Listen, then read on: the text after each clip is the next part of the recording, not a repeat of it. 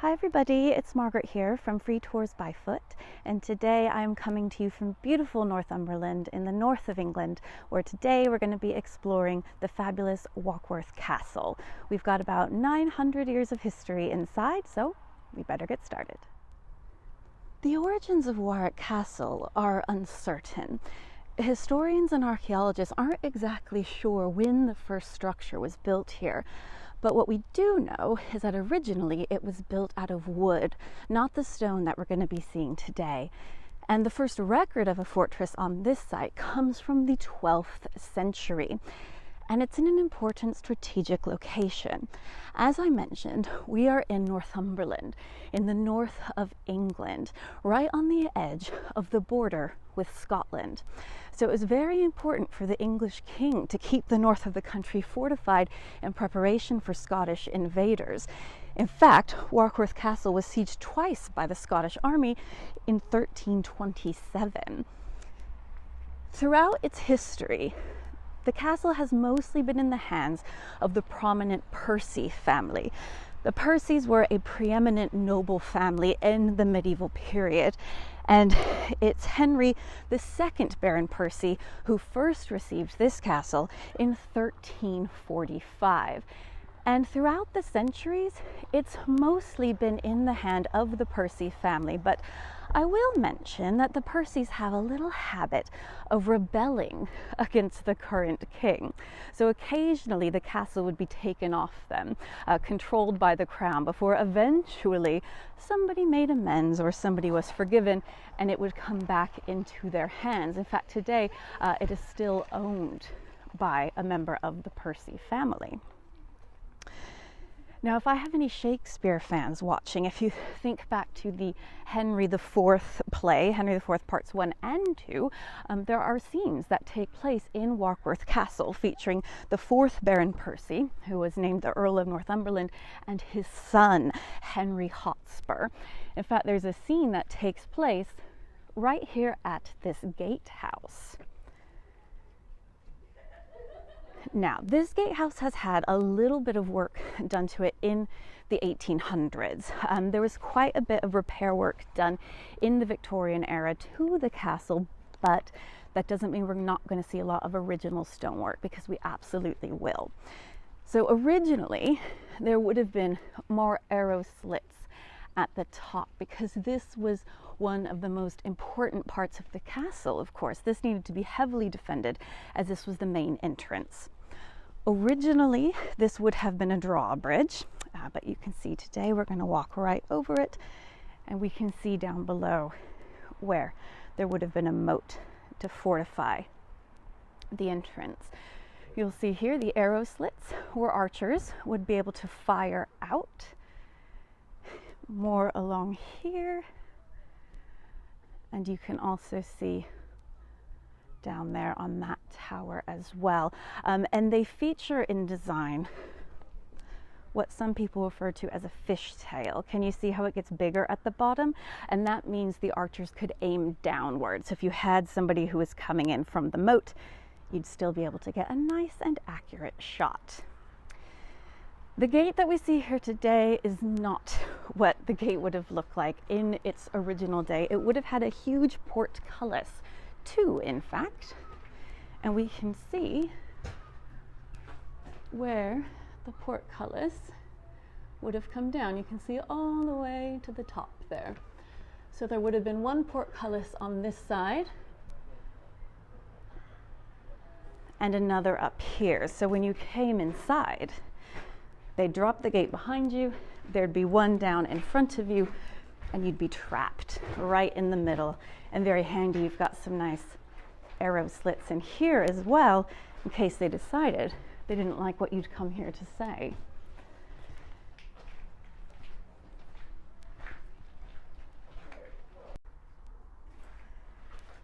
And here we come.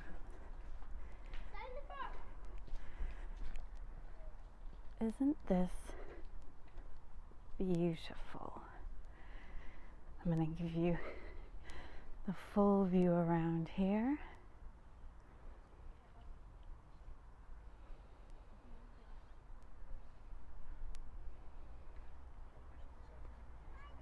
See, the sun's behind the walls. There's a little dark. There's the gatehouse we just came in.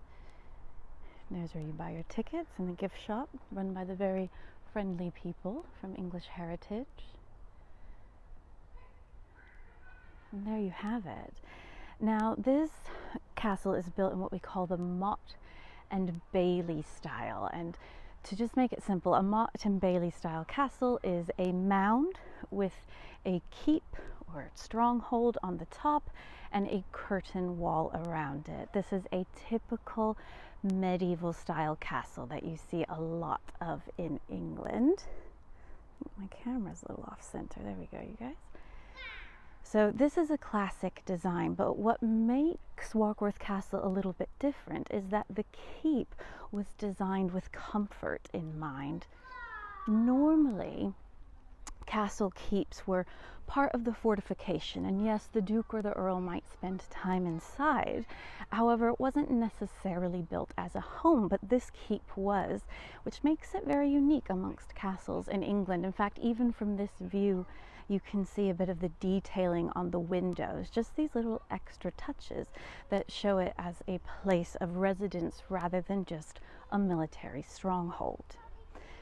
Now today, this area is relatively quiet, but in its heyday in the 13, 14, 1500s, this castle would have been absolutely bustling. In addition to the Percy family and all of their staff and servants, you could have any other number of people here in this courtyard, and there were a few different buildings to cater to this. So over here would have been a great hall, which we're going to explore shortly, kitchens to the right, and an unfinished chapel, which would have been over here. And in addition, in this area, we would have had extra lodgings and stables for everybody's form of transport, sort of like the garages of the 14 and 1500s.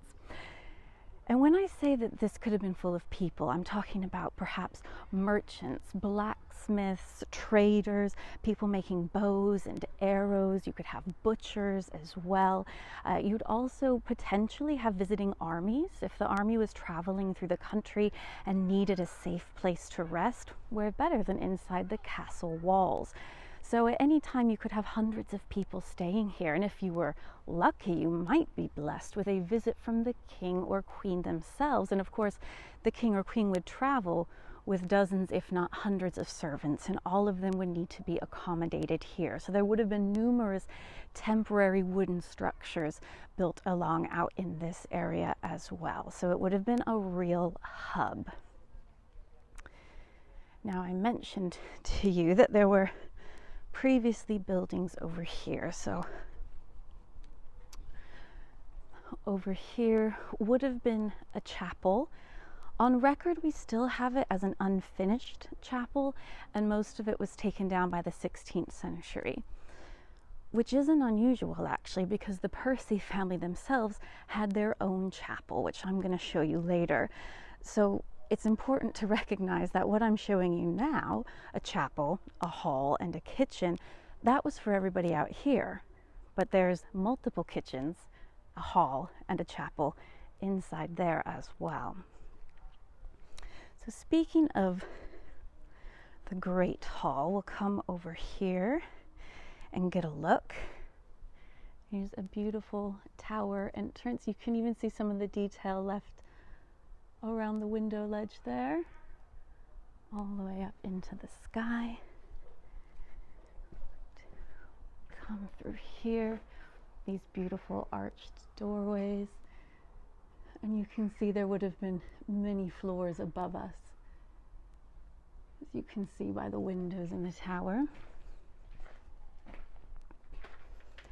Here, the entrance to that chapel.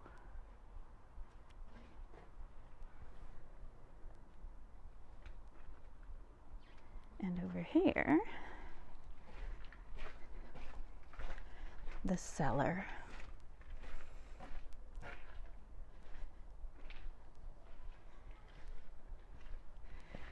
And again, you can see doorways up there. So there would have been 2, if not 3 stories here. Shall we see what's through the archway?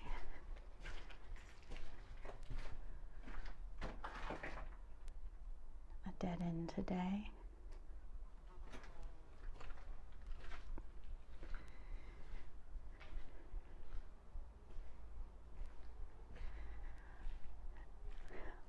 And what would have been a wall here would separate the cellar from the Great Hall. There would have been 2 entrances to the Great Hall here. One would have been for the Percy family themselves, who would have come down from the keep, and the other would have been for everybody else who would have come in through that archway right there. In fact, this hall that we're standing in could even be divided into 2 so that the Percys and their honored guests could spend time in here and wouldn't have to see everybody else who'd come inside to have their meals as well.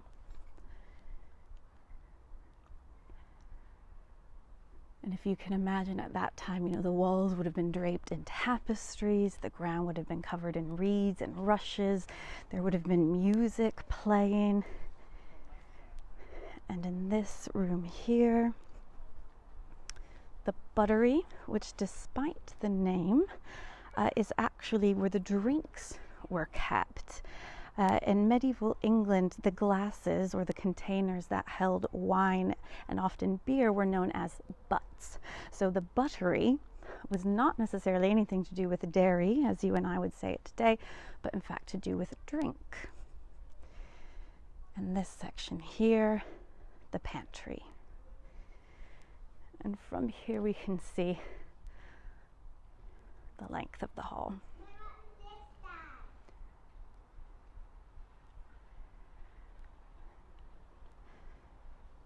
So I mentioned to you that everybody else would come in through a different entrance, and this is where they would come in. This is the Lion Tower, and the Lion Tower is quite cool because you can see the remains of a spiral staircase right there.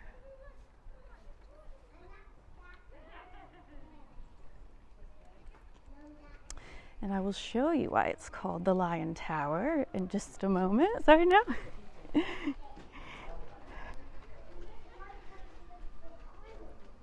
we come through here, get a good look at that vaulted ceiling. Absolutely lovely. And as we come out, we'll turn around and we will see the Percy lion, the symbol of the Percy family. Now, when it was built, this lion and the crests and coat of arms above would have been decorated. So it would be brightly colored with paint or maybe even gilding and gold. And there's an identical lion on the north side of the keep, which we can't see from here, but would be overlooking the village on the other side. See if we can get a good look of him up here. I'll zoom in for you. He's seen better days. A very old lion indeed. Focus. There you go.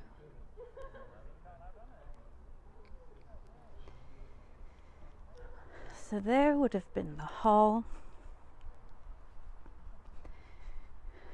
And here a kitchen.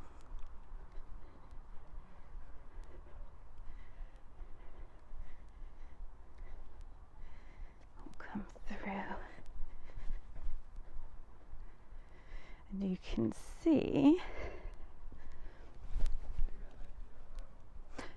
medieval drainage here, so all the slop from the kitchens would have come out there, out into the moat below. Okay, bear with me here. All the kitchen slop going down into the moat surrounding the castle.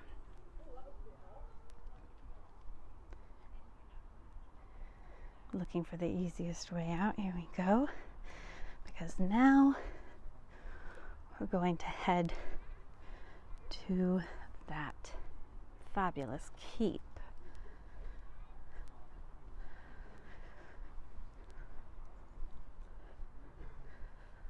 smaller, later added entrance to the castle, and again the remains of what would have been a staircase.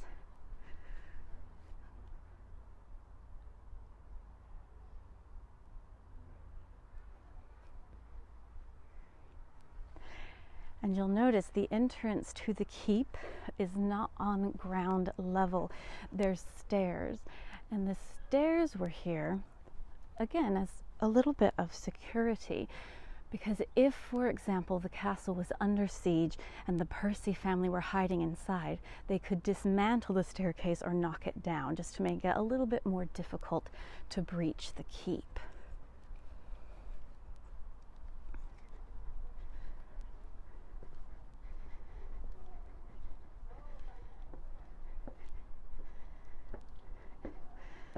Now, it's a bit dark inside. We do have some sun, so I'm hoping it'll look all right on the camera for you.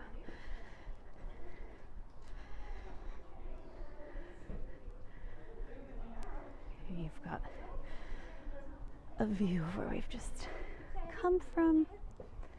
There's the gatehouse.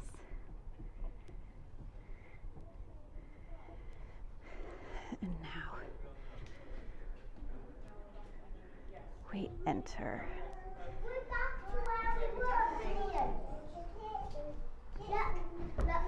That's right. As we come in, I'm taking you straight through here, just so you can get a view just out onto the coast there. Let's see if I can, there we go, focus for you.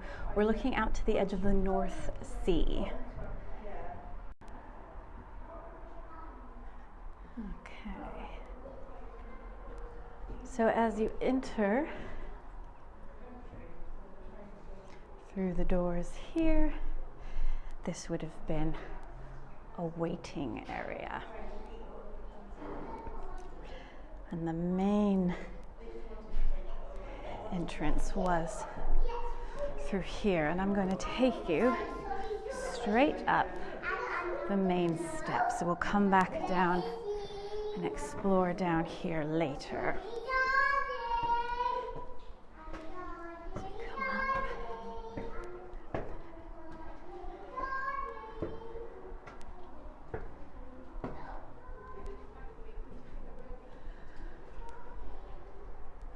Beautiful views out the windows here.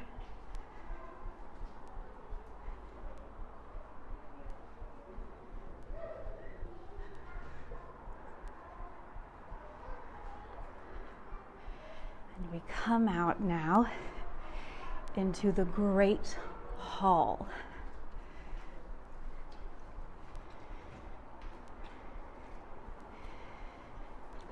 Now we're lucky in that most of the keep here at Warkworth Castle is intact. Not a lot of castles are as complete as this, and I know it seems strange to be saying that when there's no roof on the top, but it's worth mentioning that most medieval castle roofs were built out of wood, which means it would be incredibly rare for one to survive. But you can see where it would have been based on the ledges at the top.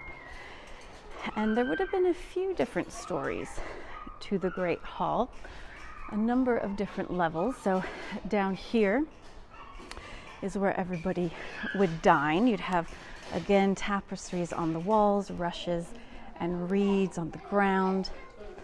Those rooms through there is when all the goods were brought in, which I will show you in a minute. And here would have been the fireplace. Now, before the 14th century, fires in the Great Hall actually stood just right in the middle of the floor, and there was a hole in the roof for the smoke to come out. But by the time this hall was built, they began putting them into the walls with chimneys at the top. Now, if you look up here, we can see there's a couple openings. So up there would have been a ledge, and that's where the musicians would have been to play music for the Percys and their guests. So they'd be up there and the party would be happening down here.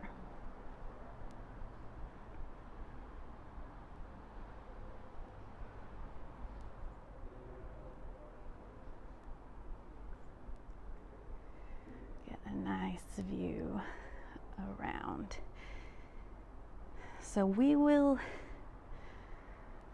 be back here momentarily. They have it set up so you just walk one way through the castle. So I'm going to follow the rules. But my favorite part of the castle, isn't that beautiful?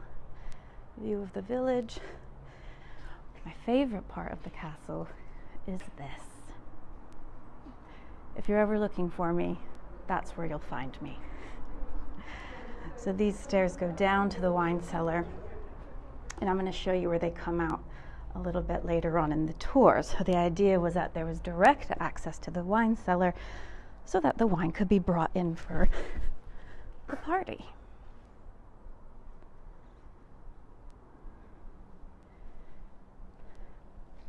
Now off at the Great Hall, the chapel. And you can see here beautiful detailing on the windows that we'll get closer to. So this would have been the chapel for the Percy family, but they also would have let distinguished guests worship here as well. And you can see there would have been two different floors.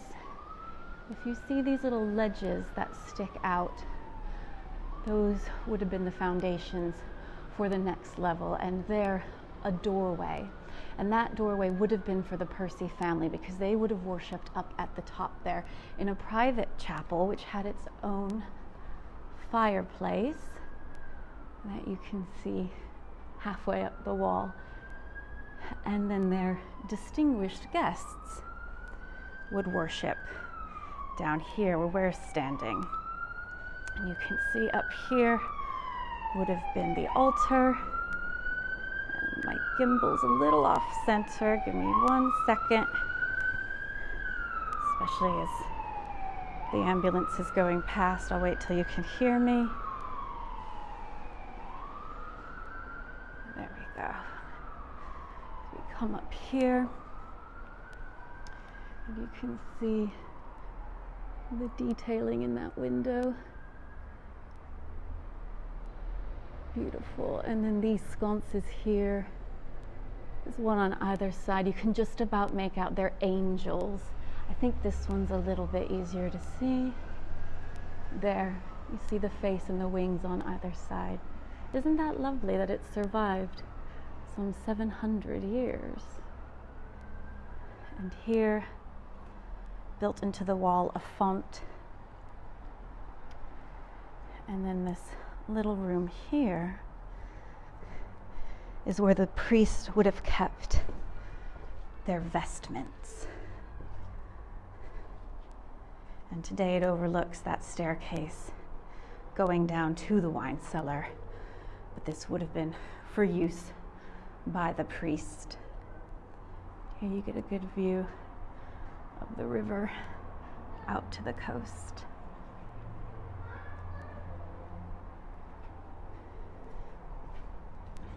Okay, we'll come down here.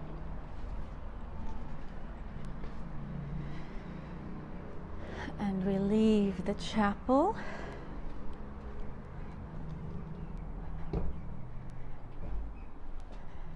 And we come into the private rooms. So this was a bit like a sitting room for the Percy family, or a living room, depending on which country you're from and what you like to call it. So this was a, relatively speaking, intimate space. This is where you would have had the finest furnishings. It's where the family would have spent time together, and also where they would have welcomed their most distinguished of guests. And just as with the chapel, you can see there were 2 floors here. You can see above where the roof of this floor and the floor of the room above would have been. As we come around, you can see. And again, multiple fireplaces. One there and the main one here. So yes, these were the family rooms. And there's a small antechamber off to the side that I will show you.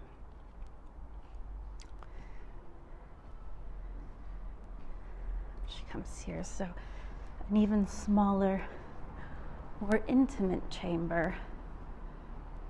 You can see, again, 2 floors.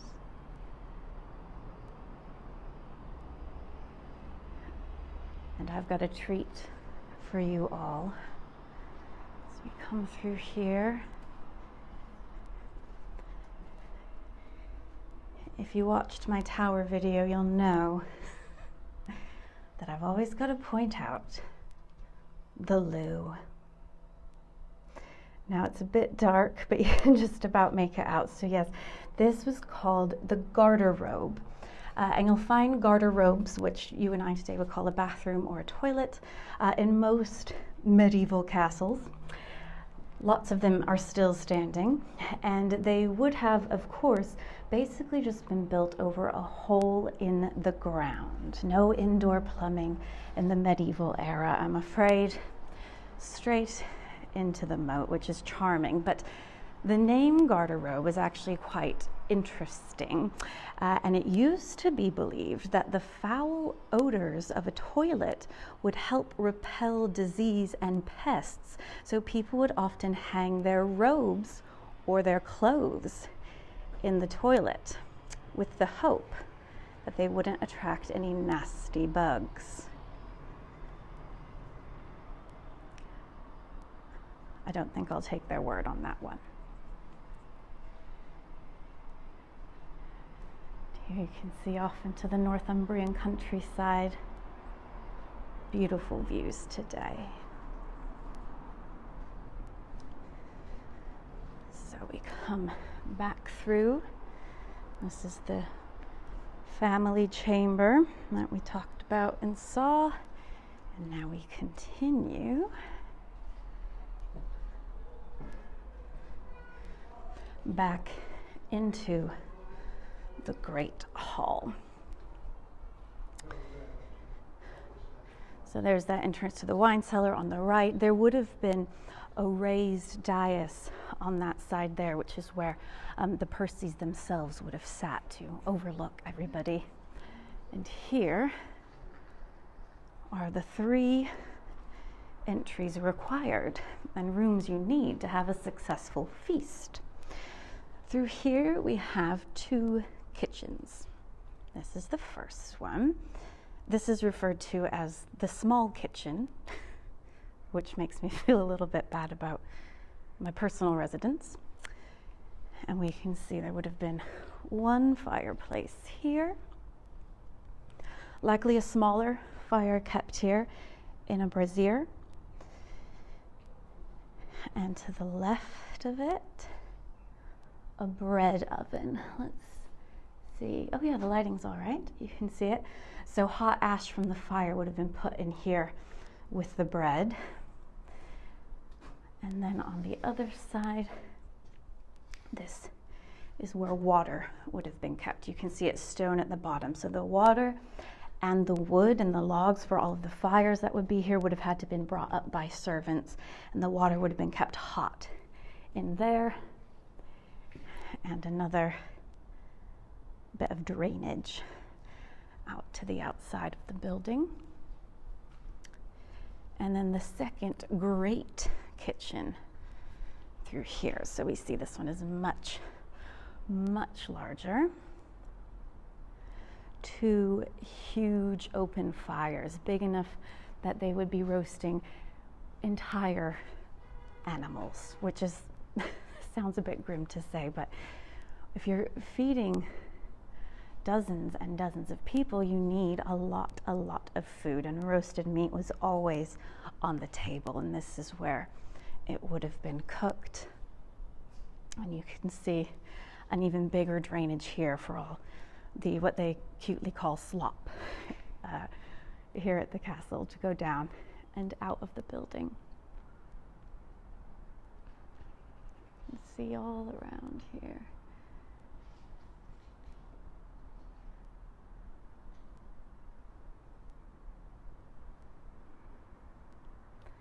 So you can just imagine there would have been dozens of people in this space.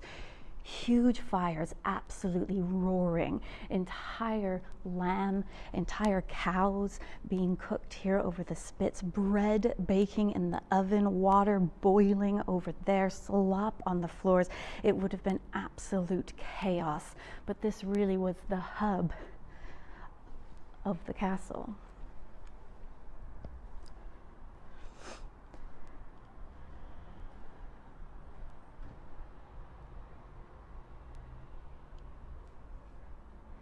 Lots of little antechambers to look at, likely used for goods storage. Because of course you need tableware, glasses and plates and knives and truncheons, the whole kit.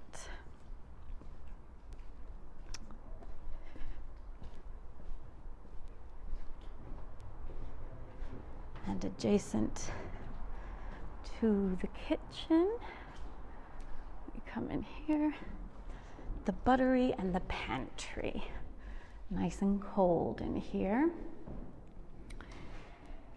And remember I mentioned butts were the names of the bottles that held the alcohol, the wine and the beer. And they weren't necessarily made out of glass. Some of them were made out of wood or even leather. And they all would have been kept in here. You can see we do have a wooden ceiling here, although it's not original. You might be able to hear people walking around above. I hope it's people. You never know when you might come across a ghost in a medieval castle. And here, the stairs down to the beer cellar, where we will be going shortly, of course. And you can see 2 doors here, and this would have been for servants to come in one and out the other. So it was a one-way system, which a lot of us are quite used to after the events of 2020. So one last look at that great hall, the center of the upper building, and all the residential buildings, or the residential rooms, excuse me, would have been up on the 2nd floor, so the chambers of the Percy family, which are gone. And I promised you we'd go down to the beer cellar, and that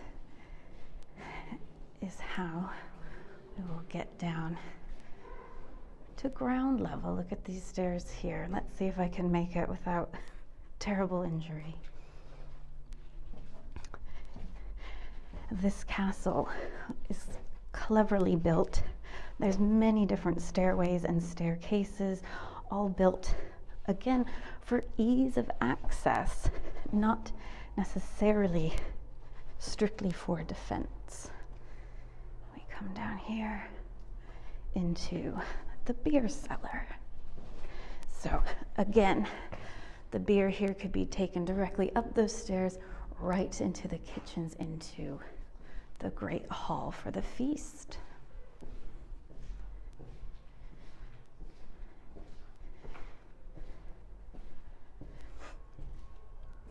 Now just through here, the sunshine isn't really on our side, but when the sun is shining, you can see the sunlight coming through that window, and it also exists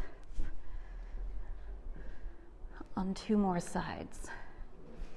Here you can see, because of course, being down somewhere like this in the basement would be incredibly dark, lit only by candlelight, but having a somewhat open tower that ran right through the center of the building meant that natural light could come down here to the lower levels. Again, another thought for the people who would be staying here. Now these rooms here make up the wine cellar.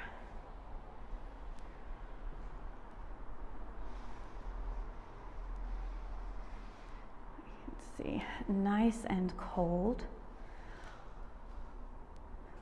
Although some people did prefer to drink their red wine warmed. And in some castles, sadly not at this one, but I'll find one to show you guys. At some castles, there's even little windows cut into the fireplaces where the bottles of wine would be set to warm up before they were poured, which is something I'm definitely going to install in my own house. And remember, back at the beginning, there were the stairs down to the wine cellar, and here they are. So this would take us right back up to the Great Hall.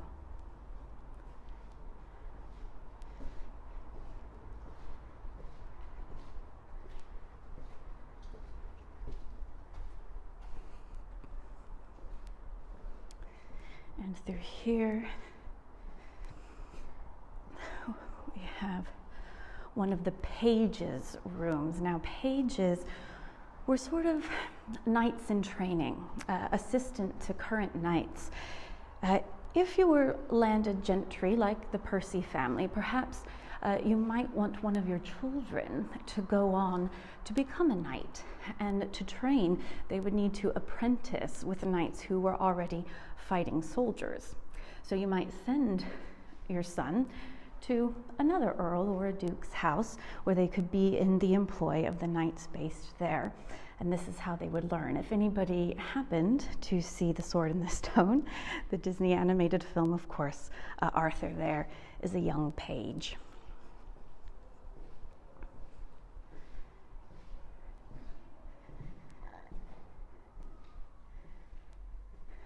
And through here, the guard room. And the remains of a font.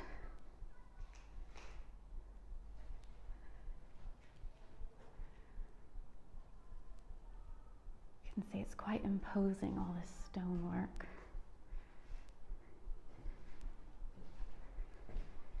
We've got more stairs here to the side.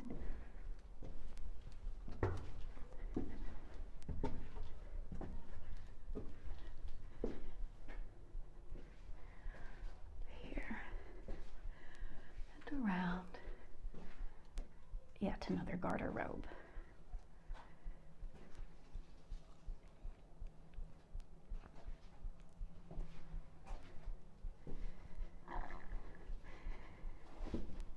Now down here, look at that. This isn't, I will say, a medieval door that you're looking at. It is relatively recent, but this was the door to the dungeon, which was exactly as dark and miserable and scary as you might imagine, right underneath the stone foundations of the castle. A terrible place to be imprisoned, but people were kept here on the orders of the king. The Percy family were quite powerful in the north of England, and they could be trusted most of the time to do the king's bidding.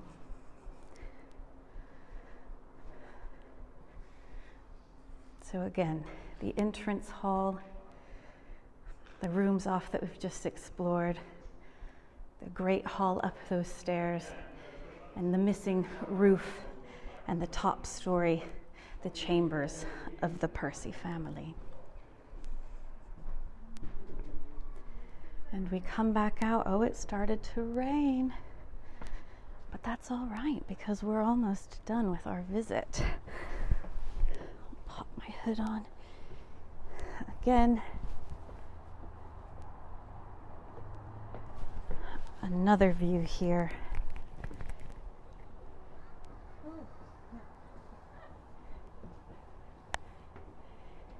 And we will come down.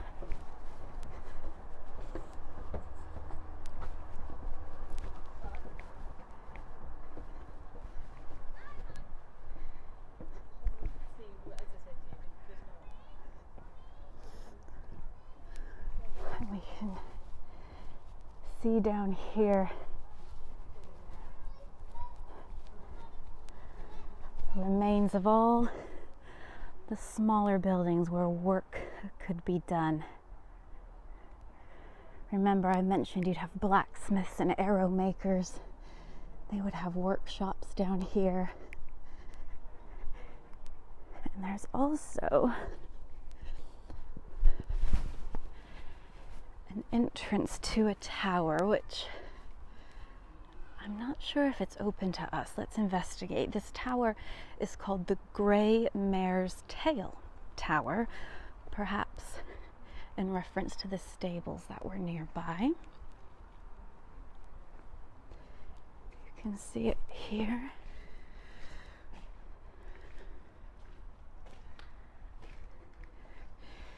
You can still, roughly speaking, walk through the buildings that would have stood here. You can again see where the second floor would have been. In the case of the Grey Mare's Tail Tower, even the floor on top of that. Oh, and look at this view of the keep from here. Oh, and for reference, that flag you see at the top, that is the flag of English Heritage. And English Heritage is a charity. It's responsible for looking after 400, more than 400 even, important historical sites in England. This just happens to be one. They do amazing work keeping these buildings open to the public. And no, I don't work for them, just to be clear.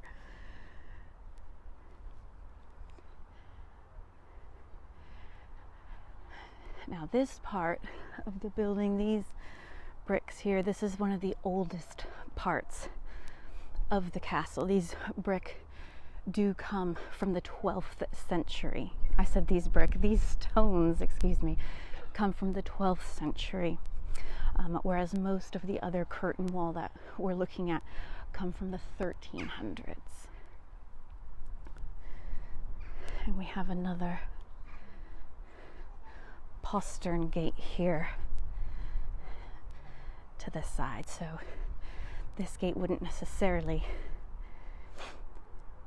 have been used. Most people would have had to come through the gatehouse and explain who they were and why they were here before they were allowed inside. And this area, as I mentioned earlier, is where the stables would have been.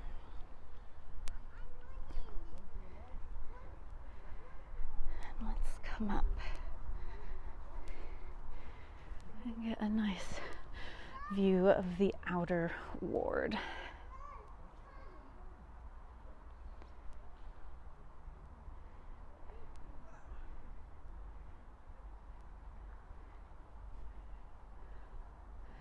And we've got another tower in the corner here.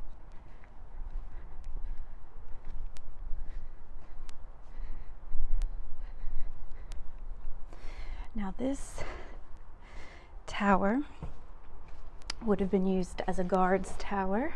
As we come in, and again, you can see where the different floors would have been. So this tower gives views over the coast and also over the southern countryside. So the sentries here would have had a good view. And nice little holes here, with which to fire on potential invaders.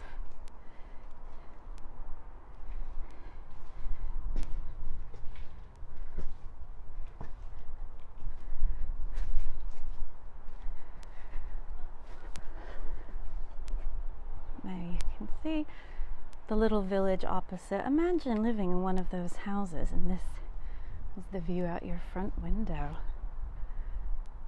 I wouldn't mind it.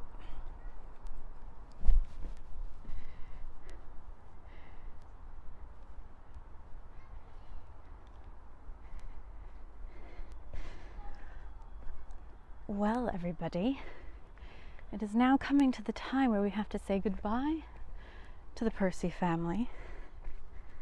Goodbye to the castle.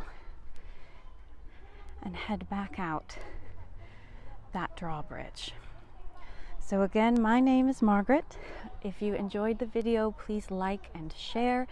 If you would like to see more videos like this, please let me know. I am open to potential requests. If you are traveling to London, make sure you take a look at our website. We'll include the link below, and book a tour with us. We're also offering tours in Birmingham. We're going to soon to be offering tours as well in York and Canterbury, and virtual tours coming to you not only from all over this country, but from countries all over the world. So I hope you guys had a good time today.